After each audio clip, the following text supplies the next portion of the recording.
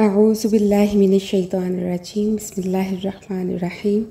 رب اشرح لی صدری ویسر لی امری واحلل عقدۃ من لسانی یفقہوا قولی آمین یا رب العالمین۔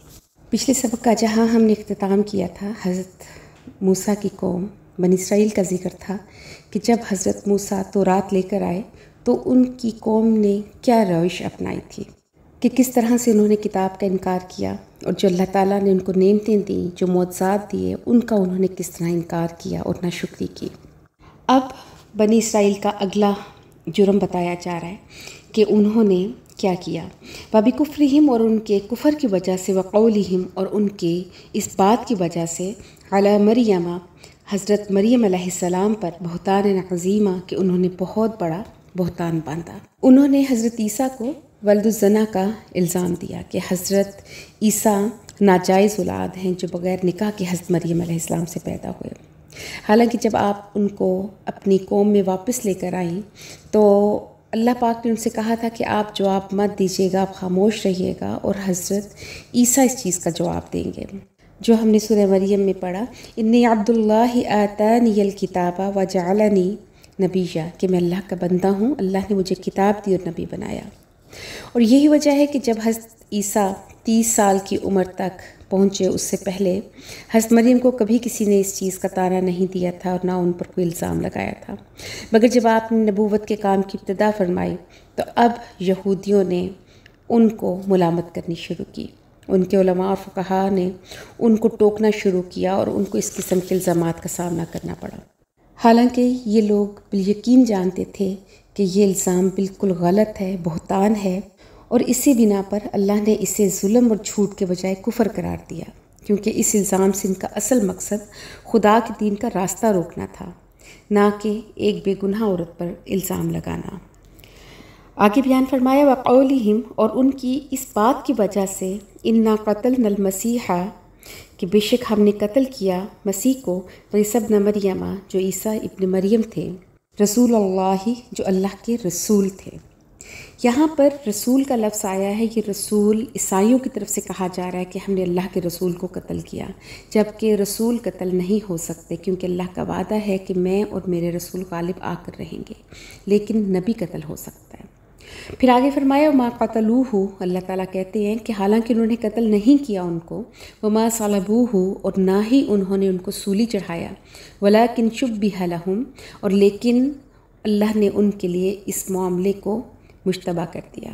کہ ان کا ایک ہم شکل شمون کرینی، تاریخ میں ان کا نام ملتا ہے جو انہی کی کتابوں میں ہے کہ شمون کرینی تھا جو ان کے ہم شکل تھے، ان کو سولی پر چڑھایا گیا تھا۔ وَإِنَّ الَّذِينَ، اور بے شک وہ لوگ، نختلفوا، کہ جنہوں نے اختلاف کیا، فیہ، اس میں، یعنی حضرت عیسیٰ کے بارے میں، لفی شک منہ، البتہ وہ شک میں ہیں ان کے متعلق، ما لہم بہ، اور نہیں ہے ان کو اس کے بارے میں، من علم، کوئی علم، الا اتباع الظن، سوائے گمان کی پیروی کے، وما قتلوہ یقیناً، اور نہیں قتل کیا انہوں نے حضرت عیسیٰ علیہ السلام کو یقیناً، بل رفعہ اللہ، اور بلکہ ان کو اٹھا لیا اللہ نے، الیہ، اپنی طرف۔ اس کی تفصیل انہی کی کتاب انجیل برنباس میں ہے کہ یہ سارا معاملہ اس طرح سے ہوا تھا۔ وَكَانَ اللَّهُ، اور ہے اللہ تعالیٰ، عزیزاً حکیمہ، غالب اور حکمت والا۔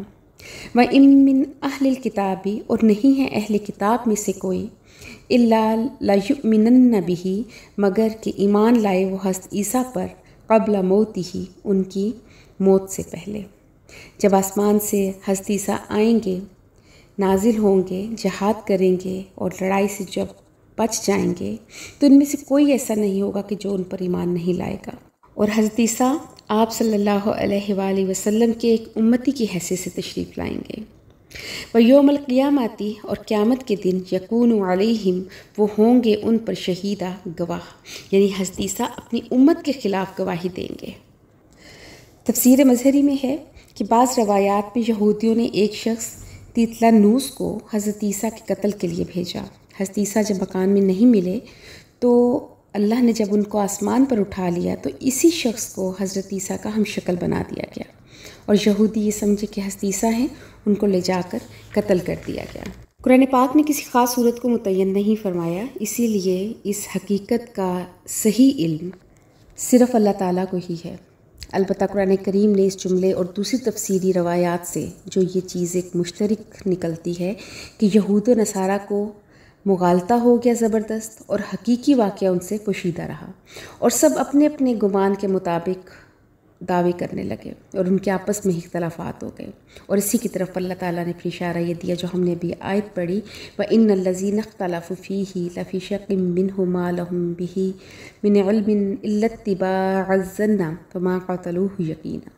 کہ ان کے پاس صحیح علم کی بنیاد پر کوئی یقینی بات نہیں تھی، مگر حقیقت یہی ہے جو قرآن نے واضح کرتی کہ حضرت عیسیٰ کو قتل نہیں کیا گیا، اللہ تعالیٰ نے ان کو آسمان پر اپنی طرف اٹھا لیا۔ تو یہودیوں کی جو ان جرائم کی وجہ سے اللہ پاک کہتے ہیں کہ فَبِظُلْمٍ مِّنَ الَّذِينَ، پس ان لوگوں کے ظلم کرنے کی وجہ سے، ہادو جو یہودی تھے، حرمنا علیہم حرام کر دیا ہم نے ان پر، طیبات جو پاکیزہ چیزیں تھیں، احلت لہم جو ان کے لیے حلال کی گئی تھیں، جیسے اونٹ کا گوشت حضرت یعقوب علیہ السلام نے خود پر حرام کر لیا تھا۔ ایک منت مانی تھی کہ یہ منت پوری ہوئی تو میں اپنی مرغوب ترین چیز کو چھوڑ دوں گا۔ تو اگر اللہ تعالیٰ چاہتے تو تورات میں اس کو حلال قرار دے سکتے تھے، مگر ان کے جرائم کی فہرست اتنی زیادہ تھی کہ اللہ نے ان پر تنگی ڈالنے کے لیے ان چیزوں کو حرام ہی رکھا جو کہ اصلاً حلال تھیں۔ وَبِصَدِّهِمْ اور ان کے روکنے کی وجہ سے، عن سبیل اللہ کثیرا کہ بہت سوں کو وہ اللہ کے راستے سے روکتے تھے، تو سزا کے طور پہ پھر اللہ تعالیٰ نے ان پر تنگی ڈال دی اور ان حلال چیزوں سے ان کو روک دیا۔ اب ان کا اگلا گناہ کیا تھا کہ وَأَخْذِهِمُ الرِّبَا اور بسبب اس کے سود لینے کے، وَقَدْ نُهُوا اور حالانکہ منع کیا گیا تھا عنہ ان کو اس سے، اکلہم اموال الناسی اور اس وجہ سے کہ ان کے کھانے کے لوگوں کو مال بالباطلی باطل طریقے سے، کہ یہودی کا یہ عقیدہ ہے کہ یہودی کا آپس میں سود کا لین دین یا ایک دوسرے کو یہودیوں کا آپس میں دھوکہ دہی، یہ سب چیزیں حرام ہیں، مگر دوسروں کے لیے اس پر ان پر کوئی گرفت نہیں ہے۔ جیسے قرآن پاک میں یہ ہے کہ انہوں نے کہا کہ لیس علینا فی الامیین سبیل، کہ دوسروں کے لیے ہم پر کوئی گرفت نہیں، ہم جو چاہیں ان کے ساتھ سلوک کریں، تو ان کو چاہے دھوکہ دیں، چاہے سود کا لین دین کریں، چاہے ان کا مال جو ہے وہ غلط طریقے سے ہم ان سے ہتھیا لیں۔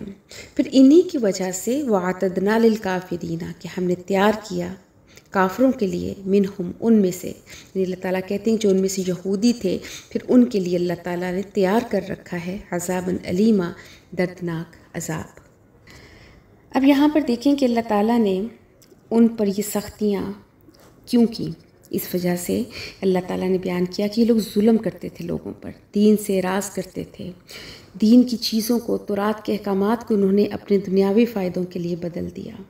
پھر وہ اللہ کی مخلوق پر ظلم کرتے تھے، دوسرا وہ دین حق سے بھی روگردانی کرتے تھے، پھر وہ راہ حق سے روکنے کی طرف بھی اللہ تعالیٰ نے اشارہ کیا کہ وہ ایک دوسرے کو نیک کاموں سے روکتے تھے، اور مخلوق پر مظالم ڈھانے کی وجوہات میں سے ایک یہ تھی کہ انہیں بہت زیادہ لالچ تھا، طلب مال کی حرص نے انہیں ہر غلط کام پر مجبور کر دیا، اس لیے وہ کبھی سود کے ذریعے لوگوں کا مال کھا جاتے، کبھی رشوت کے ذریعے وہ مال کھا جاتے۔ تو یہاں پر اللہ تعالیٰ نے یہ وجوہات بیان کی کہ جس کے باعث اللہ تعالیٰ نے ان پر دنیا اور آخرت میں سختیاں کر دی، ایک تو یہ کہ ظلم کرنا، دوسرا راہ حق سے ہٹانا، تیسرا سود، اور چوتھا ناجائز طور پر کسی کا مال کھانا۔ اب یہ سب چیزیں اگر ہم آج دیکھیں تو ہمارے ارد گرد بے انتہا ہمارے معاشرے میں یہ تمام جرائم پھیل چکے ہیں۔ یہ آیات پڑھتے ہوئے لگتا ہے کہ جیسے ہم آج کے اپنے معاشرے کی عکاسی کر رہے ہیں، اور جو بھی پڑھا کہ وَبِصَدِّهِمْ عَنْ سَبِيلِ اللَّهِ كَثِيرًا کہ وہ دوسرے لوگوں کو بھی اللہ کے راستے پر چلنے سے روکتے تھے، کیوں کہ وہ اپنے عقیدے پر اتنے خوشگمان اور اتنے پختہ تھے، اتنا ان کے اندر حسد اور عناد تھا کہ وہ چاہتے تھے کہ کوئی اور شخص یہودیت سے نکل کر کسی اور مذہب میں داخل نہ ہو۔ یہی حال ہم لوگوں کا ہے کہ ہم لوگوں نے بھی اتنے فرقے اور اتنے عقیدے بنا لیے ہیں کہ ہم نہیں چاہتے کہ کوئی دوسرا ہمارے فرقے سے یا ہمارے عقیدے سے نکل کر کسی اور گروہ میں شامل ہو جائے۔ جیسے قرآن پاک میں آتا ہے کہ کل حزب بما لدیہم فرحون، پھر ہر گروہ جو ہے وہ اپنی ان چیزوں پر خوش ہوتا ہے کہ جو ان کے پاس ہے، چاہے دوسرا فرقہ یا گروہ صحیح بات کر رہا ہو لیکن ہم لینے کو اسے تیار نہیں ہیں۔ اور اسی طرح سود کے بارے میں نبی پاک صلی اللہ علیہ وآلہ وسلم نے فرمایا کہ سود کھانے والے پر اللہ تعالیٰ کی لعنت اور کھلانے والے پر بھی اللہ کی لعنت ہے۔ یہ بخاری شریف کی روایت ہے۔ اور اسی طرح سے ایک اور حدیث ہے کہ رشوت لینے والے پر اور دینے والے پر دونوں پر اللہ کی لعنت ہے۔ اور یہ چیزیں ہمارے معاشرے میں رچ بس گئی ہیں۔ ہم سمجھتے ہیں کہ اگر سود اور رشوت نہیں ہوگی تو ہماری دنیا کے کام نہیں چل سکتے۔ یہ ہماری مجبوری بن چکی ہے۔ کیوں؟ کہ ہم اللہ سے دور ہیں، ہم اپنے قرآن سے دور ہیں، ہم حدیث سے دور ہیں۔ اور اگر ہم قرآن اور حدیث کو سمجھتے ہوئے اس چیز پر متفق ہو جائیں، اس چیز کو ہم دل سے سمجھنا شروع کر دیں کہ یہ اللہ کے ہاں کتنے بڑے گناہ ہیں، ان پر کتنی بڑی پکڑ ہے اللہ کے ہاں، تو ہی ہم ان سے بچ سکتے ہیں۔ ابھی بھی ہمارے لیے توبہ کا دروازہ کھلا ہے کہ ہمیں اللہ نے یہ وقت دیا ہے کہ جس میں ہم اللہ کے احکامات کو سمجھیں اور ان پر عمل کریں۔ جو ہو گیا اس پر توبہ کریں، اور آئندہ کی آنے والی زندگی ہم اللہ کے احکامات کے مطابق ان کی فرما برداری میں گزاریں، تاکہ اللہ پاک ہمارا معاملہ یہود و نصارہ کے ساتھ نہ کریں۔ وآخر دعوانا ان الحمد للہ رب العالمین۔